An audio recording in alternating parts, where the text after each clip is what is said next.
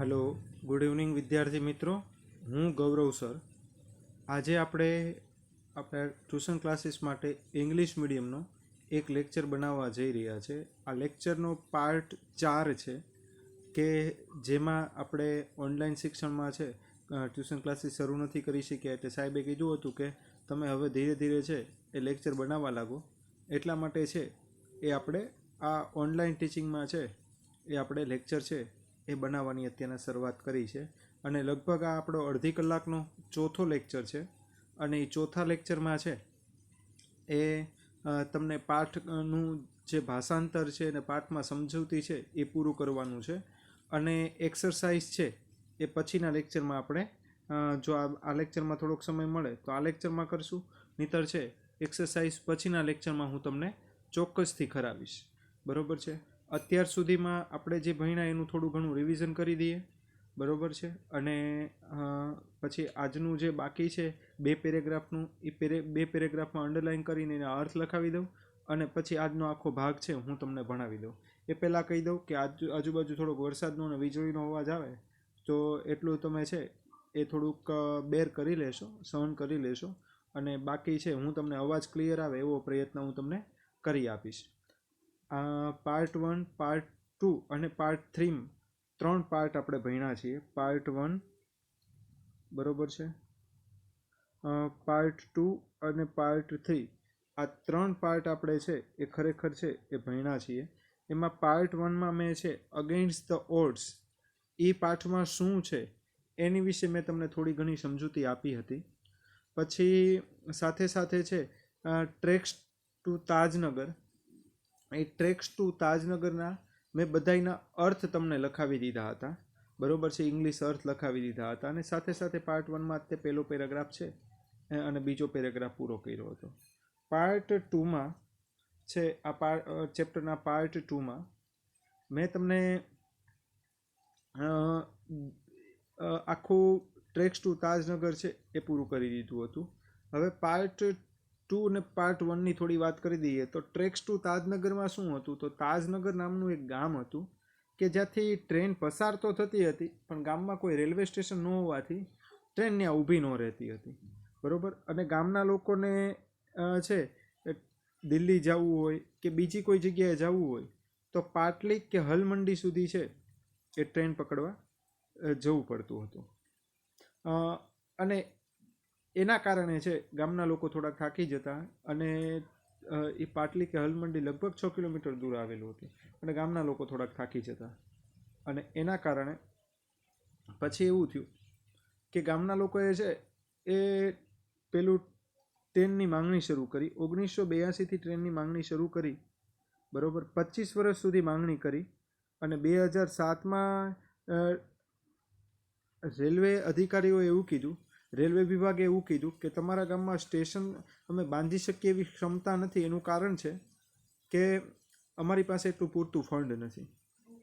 પછી ગામના લોકોએ નક્કી કર્યું કે હવે આપણે જ તે છે જાતે રેલવે સ્ટેશન બાંધવું। ગામના 3000 લોકો તો ફાર્મર હતા, પણ એ બધાએ પોતપોતાના કન્ટ્રીબ્યુશનમાં જેટલા આવતા હતા અથવા એને એ પોતે જેટલા દઈ શકતા હતા એટલા રૂપિયા દેવાનું એ લોકોએ નક્કી કર્યું। તો ગામનો સાવ નાનામાં નાનો વ્યક્તિ, બરાબર, પૈસા ટકે નાનામાં નાનો વ્યક્તિ, એને 3000 દીધા, અને જેનામાં તેવડ હતી એવા લોકોએ 75000 રૂપિયા પણ દીધા, બરાબર, અને ટોટલ એ લોકોએ 21 લાખ રૂપિયા ભેગા કર્યા, અને એ લોકોએ નક્કી કર્યું 2008માં પ્રસ્તાવ પાસ કર્યો, અને 2010માં તો એક રેલવે સ્ટેશન બાંધી ગયું। દેશનું એ પહેલું રેલવે સ્ટેશન હતું કે લોકોએ પોતાના પૈસે એ ઊભું કરેલું હતું, બરાબર। આ ટ્રેક્સ ટુ તાજનગરની પહેલાં અને બીજા લેક્ચરમાં મેં વાત કરી હતી, એ પહેલું રેલવે સ્ટેશન હતું કે એ લોકોએ પોતાના પૈસે છે એ ઊભું કર્યું હતું। પછી બીજી વાત કે સીતાપુર સ્લાઇટ, બીજા પાર્ટ 2માં મેં બાકીના અર્થ લખાવ્યા હતા અને 2 પેરેગ્રાફ ભણાવ્યા હતા, અને ત્રીજા લેક્ચરમાં તો છે એ સાથે સાથે બધાના અર્થ લખાવ્યા અને પાછી બાકી હતું એ બધું ભણાવ્યું, બરાબર છે। તો સીતાપુર સ્લાઇટમાં શું છે, તો સીતાપુર સ્લાઇટમાં એક યુપી નામનું આપણું રાજ્ય છે। ગુજરાત એવું રાજ્ય છે કે જેમાં 24 કલાક વીજળી મળે છે, એટલે વીજળીની કિંમત હોતી નથી, પણ યુપી એવું રાજ્ય છે કે એ રાજ્યમાં ખરેખર મારા ઘણા મિત્રો છે, બરાબર છે, અમુક લોકોને હું ઓળખું છું યુપીમાં, કે એને દૂર દરાજના ગામડામાં અમુક શહેરમાં તો છે 8 કલાક 5 કલાક 7 કલાક જ વીજળી મળે, અને આમ એ કોઈક તો ગામડા એવા છે કે 1 કલાક જ વીજળી આપે, બરાબર. તો હવે આપણને 1 કલાક જ ક્યારેક વીજળી ગઈ હોય તો હાહાકાર થઈ જાય છે, પણ ત્યાં તો 1 કલાક જ વીજળી આપે. તો મેરા ગાંવ પાવર નામની એક સંસ્થા છે, એને નક્કી કર્યું કે લોકોને જેટલા માંગે એટલા લોકોને છે સસ્તામાં સોલર પાવર છે એ બેઠાડી દઈએ, સોલર ગ્રીડ બેઠાડી દઈએ, 2 LED બલ્બ આપીએ અને એક સાથે ચાર્જિંગ પોઈન્ટ આપીએ. આ રીતના કરીને એને એક યોજના બનાવી, અને યોજનામાં શરૂઆતમાં તે 3500 જેટલા કસ્ટમર જોડાઈ ગયા, અને લોકોને આ યોજના ગમી. કેટલાક લોકો જોતા હતા કે ભાઈ શું થાય છે, બીજા કોઈ જોડાય છે કે નથી જોડાતા, અને એ વિચારમાં ઘણા બધા છે પછી જોડાયા, બરાબર.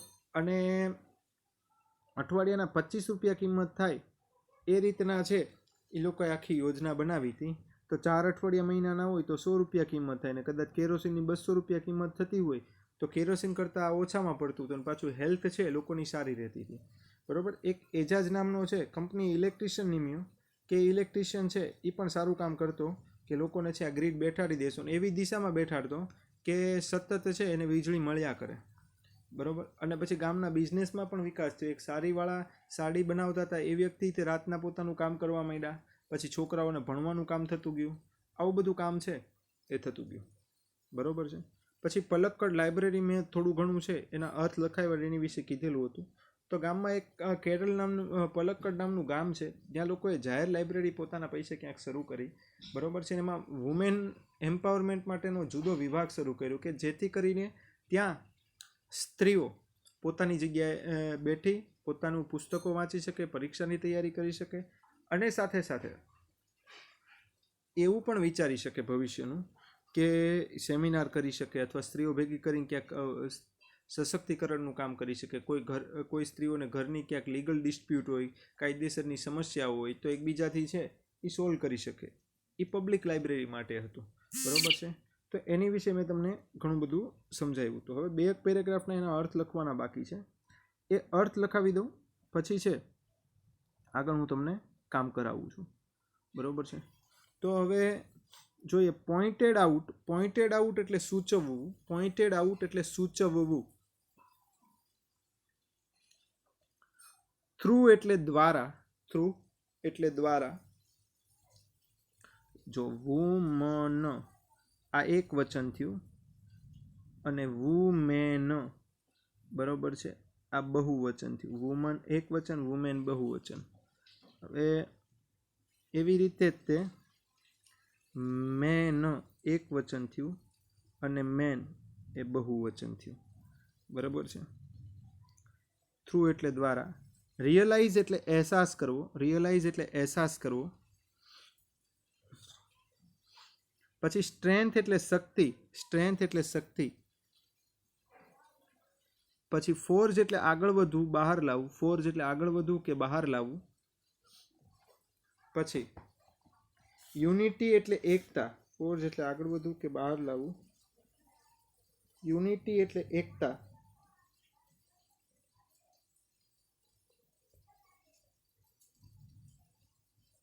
પછી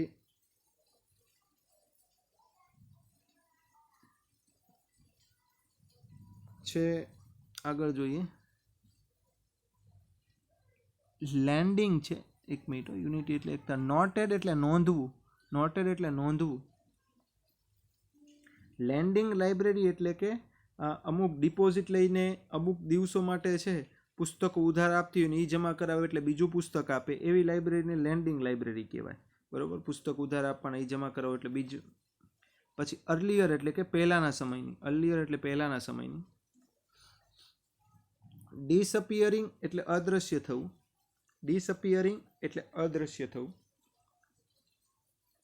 પછી પ્રેઝન્ટ એટલે વર્તમાન, પ્રેઝન્ટ એટલે વર્તમાન. સોરી આપણે બાદે છે એમ કૂતરાએ બાંધતા હતા, બરાબર છે. પ્રેઝન્ટ એટલે વર્તમાન. રૂરલ એટલે ગ્રામ્ય પ્રદેશનું, રૂરલ એટલે ગ્રામ્ય પ્રદેશનું અથવા દૂર દરાજ વિસ્તારનું. ઓફન એટલે ઘણીવાર, ઓફન એટલે ઘણીવાર, મેલ એટલે પુરુષ, અને ફિમેલ એટલે સ્ત્રી. ડિસ્કસ એટલે રીડર એટલે વાચક. પછી ડિસ્કસ એટલે ચર્ચા.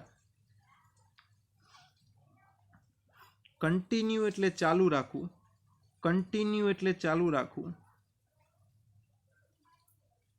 પછી સ્ક્વેન્ડર એટલે પૈસા ઉડાવવા, ખોટા ખર્ચ કરવા કે પૈસા ઉડાવવા. પછી ઇન ફ્રન્ટ ઓફ એટલે ની સામે. એન્કરેજ એટલે પ્રોત્સાહિત કરવું. પછી ક્લાઇમેટ એટલે વાતાવરણ. અફ્રેડ એટલે ડરવું.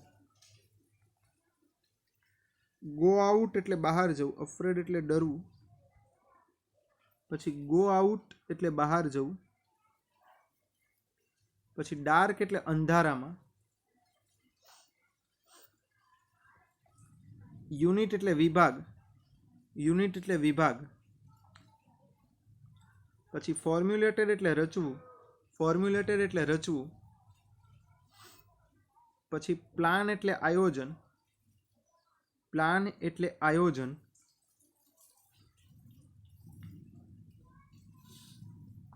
સેપરેટ એટલે જુદું જુદું.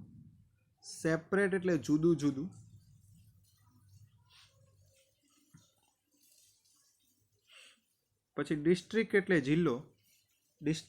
જિલ્લો.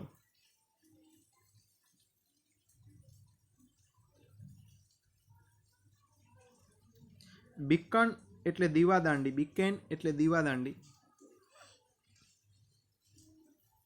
પછી એમ્પાવરમેન્ટ એટલે સશક્તિકરણ.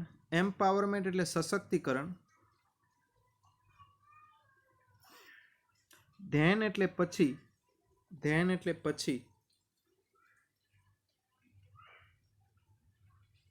પછી પ્રોવાઈડ એટલે પૂરું પાડવું. નીડ એટલે જરૂર હોવી. Make a good use of એટલે સારો ઉપયોગ. પછી ઓપોર્ચ્યુનિટી એટલે તક. હવે આપણે પાઠની શરૂઆત કરીએ છીએ. આ ભાગની પાઠ તો એ જ છે. આ ભાગની શરૂઆત કરીએ છીએ. આ પેરેગ્રાફમાં શું આવે છે એનું ધીરે ધીરે જોવાનું છે. 2 આપણે ભણી ગયા છીએ. અગેન્સ્ટ ધ મેઇન તો ટાઇટલ એવું છે, અગેન્સ્ટ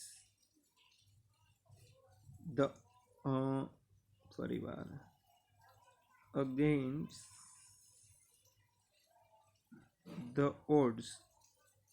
આ મેઇન ટાઇટલ છે. એમાં પહેલું છે એ તમને ખબર છે કે ટ્રેક્સ ટુ તાજનગર.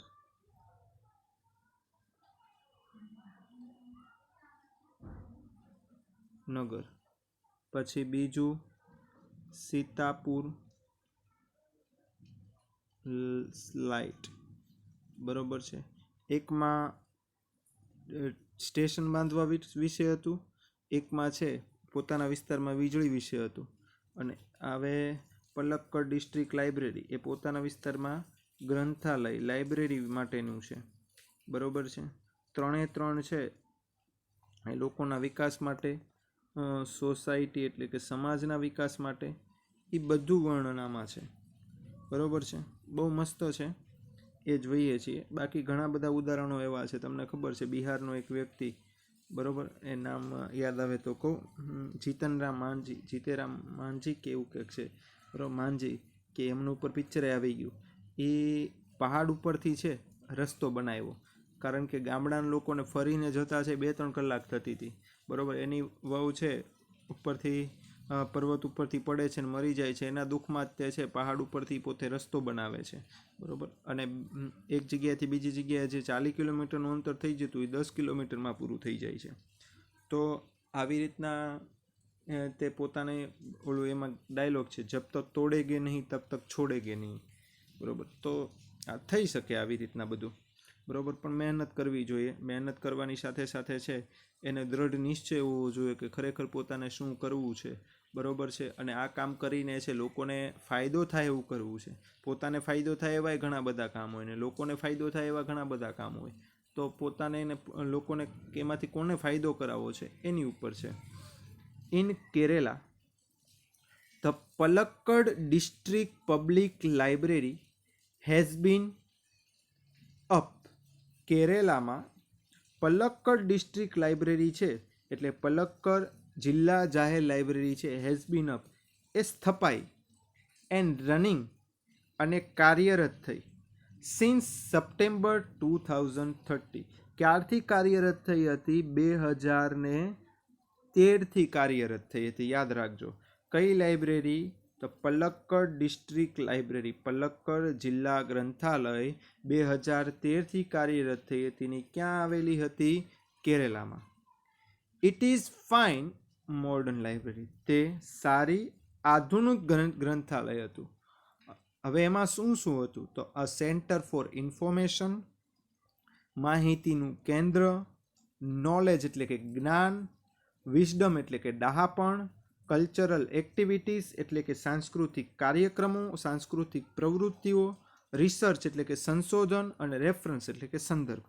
એટલે કે આ જે પલક્કડ ડિસ્ટ્રિક્ટ લાઇબ્રેરી છે એ બની, બરોબર, અને 2013થી કાર્યરત થઈ, બરોબર. એમાં કયું કયું કામ થતું હતું? તો ત્યાં છે માહિતીનું કેન્દ્ર હતું કે ત્યાં બધી માહિતી તમને મળી જતી. નોલેજ એટલે કે એવા પુસ્તકો હશે કે જેમાંથી જ્ઞાન મળી જતું.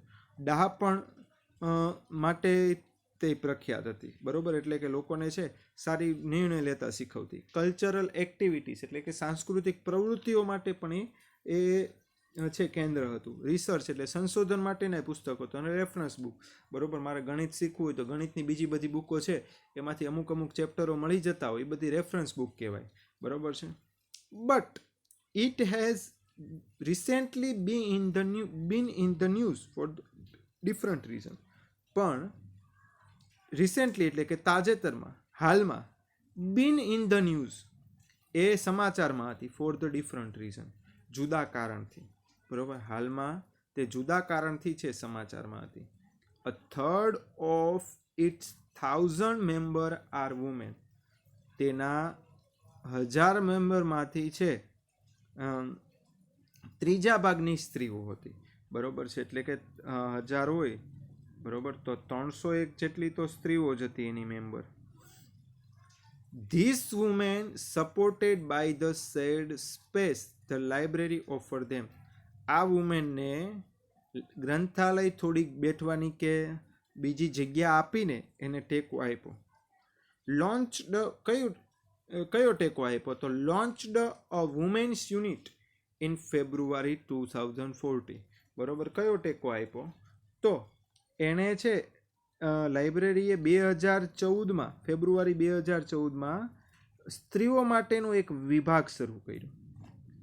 The unit got together to discuss method of empowering women. સ્ત્રીઓ છે એ ત્યાં એકઠી થતી સ્ત્રીઓને સશક્તિકરણની રીતોની ચર્ચા કરવા માટે, બરોબર. લાઇબ્રેરી બંધાણી ક્યારે, શરૂ ક્યારે થઈ? તો કે 2013માં. એમાં કઈ કઈ બાબતો હતી? સેન્ટર ફોર ઇન્ફોર્મેશન હતું, નોલેજ હતું, બરોબર છે. પછી રેફરન્સ બુકો મળતી, રિસર્ચ ત્યાં થઈ શકતું, બરોબર, કલ્ચરલ એક્ટિવિટી થતી, આ બધું થતું. પણ એના માટે ન્યૂઝમાં નહોતી, બીજા કારણથી ન્યૂઝમાં હતી કે ત્યાં 1000 મેમ્બર હતા ને એના 1/3, બરોબર, એટલે 300 આસપાસ મેમ્બરો છે ને ભાઈ, એમાં સ્ત્રીઓ જ હતી, બરોબર છે. અને લાઇબ્રેરી એની માટે કાંઈ બાકી ન રાખ્યું. લાઇબ્રેરીએ પણ છે એ સ્ત્રીઓને ફેબ્રુઆરી 2014માં એક અલગ વિભાગ જ ઊભો કરી દીધો કે તમે આમાં બેઠો અને સ્ત્રીની સશક્તિકરણની સતત ચર્ચાઓ કર્યા કરો. આગળ છે, the library opens its hall for film screening, workshop in home economics or gardening, childcare or the arts, and for the women to get help in managing family. આટલું કટકા પાડીને જ સમજવું પડશે. The library opens its hall. લાઇબ્રેરીએ તેનો સભાગૃહ ખોલ્યો કેની માટે? પહેલું તો ફોર ફિલ્મ સ્ક્રીનિંગ, ફિલ્મ દર્શાવવા માટે. વર્કશોપ એટલે જુદા જુદા કાર્ય કરવા માટે, જુદા જુદા વેબિનાર કે સેમિનાર કરવા માટે. કઈ બાબતે? તો ઇકોનોમિક એટલે અર્થવ્યવસ્થાની બાબતે, ગાર્ડનિંગ એટલે કે ઘરનું ફળિયું ને એ બધું કેમ સાચવવું, ચાઇલ્ડ કેર બાળકોની કાળજી કેવી રીતે લેવી, ઓર ધ આર્ટ્સ અને બીજી કલાગીરીની વસ્તુ કેવી રીતે કરવી. And for women to get help in managing family, અને સ્ત્રીઓને છે એ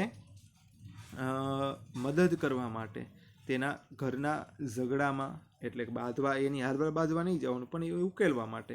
લીગલ ડિસ્પ્યુટ, કાયદાકીય સમસ્યા. અમુક સ્ત્રીઓ છે ભણેલી ન હોય કે અથવા એને ભણવા ન દીધી હોય તો એને ફોર્મ ભરતા ને એવું ન આવડતું હોય તો એની માટે એને મદદ કરવી. એન્ડ પ્રોફેશનલ પ્રોબ્લેમ્સ, અને બીજો છે વ્યવસાયિક સમસ્યાઓ. બરાબર, આની માટે છે એને પોતાનો હોલ ખોલ્યો હતો. એક તો ફિલ્મ સ્ક્રીનિંગ માટે ખોલ્યો હતો, પછી હોમ ઇકોનોમિક્સનું વર્કશોપ ને ગાર્ડનિંગનો વર્કશોપ માટે ખોલ્યો હતો, ચાઇલ્ડ કેર માટે ખોલ્યો હતો. બરાબર છે, અને જુદી જુદી છે લીગલ ડિસ્પ્યુટ ને બાળકની સંભાળ કેવી રીતે રાખવી, બધું કાર્ય છે હોલમાં થતું હતું. પછી આગળ છે the secretary of the library pointed out that, લાઇબ્રેરીના સેક્રેટરીએ સૂચવ્યું કે થ્રુ ધ રીડિંગ, વાંચન દ્વારા, women would realise their own strength and forge unity. સ્ત્રીઓને છે પોતાની શક્તિનો અહેસાસ થાય છે અને ધીરે ધીરે એકતા એમાંથી બહાર આવે છે. ઇટ વોઝ નોટેડ ધેટ, એ નોંધવામાં આવ્યું છે કે the lending library of earlier times were disappearing, જે પહેલાં છે પુસ્તકો ઉધાર આપતી એ લાઇબ્રેરી ધીરે ધીરે છે અદૃશ્ય થઈ છે.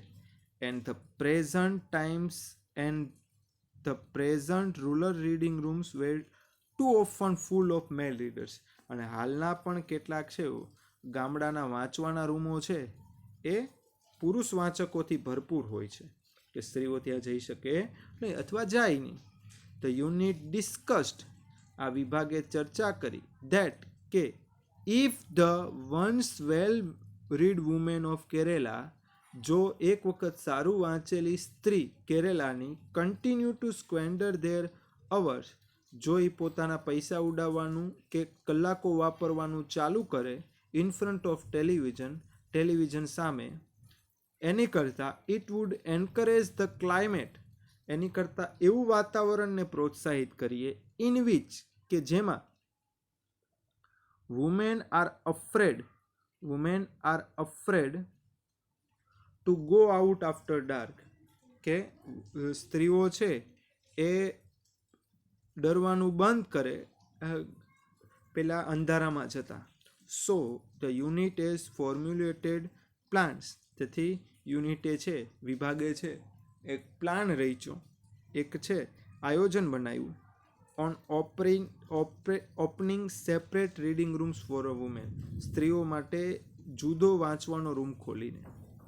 Palakkad's district library stands tall as a beacon, Palakkad જિલ્લા લાઇબ્રેરી છે એ દીવાદાંડી તરીકે ઊભી રહી.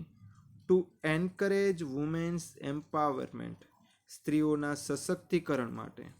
થ્રુ ધ ક્લાસ દ્વારા, ક્લબ્સ દ્વારા, વર્કશોપ દ્વારા, એન્ડ રીડિંગ રૂમ, અને રીડિંગ રૂમ દ્વારા.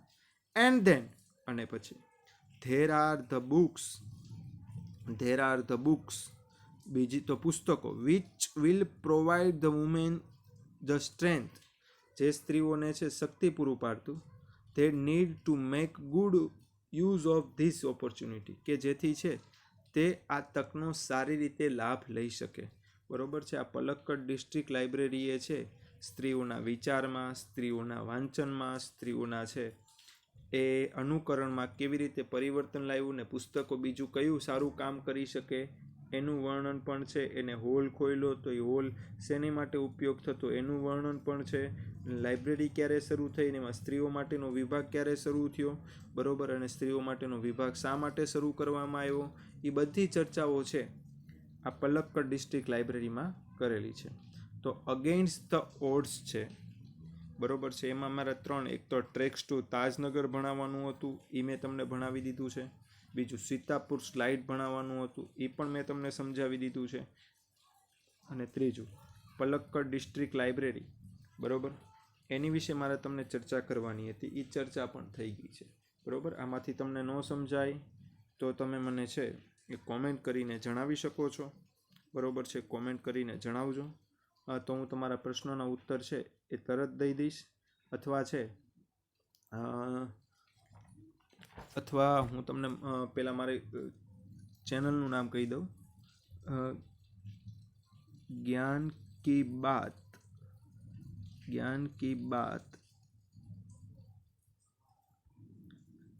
વિથ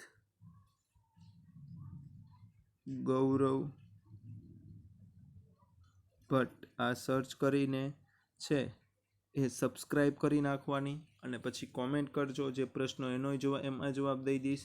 બાકી છે તમે મારા આ નંબર ઉપર મને મેસેજ કરી દેજો, બરોબર છે. તો આ નંબર ઉપર મેસેજ કરશો કે સાહેબ આ પ્રશ્ન છે એ ફોટો પાડીને મોકલી દેજો, તો એ પણ હું તમને સોલ્યુશન કરી દઈશ, બરોબર છે. તો આજે એટલું રાખીએ છીએ. હજી સ્વાધ્યાય બાકી છે, સ્વાધ્યાય હું પછી કરાવીશ. Thank you very much.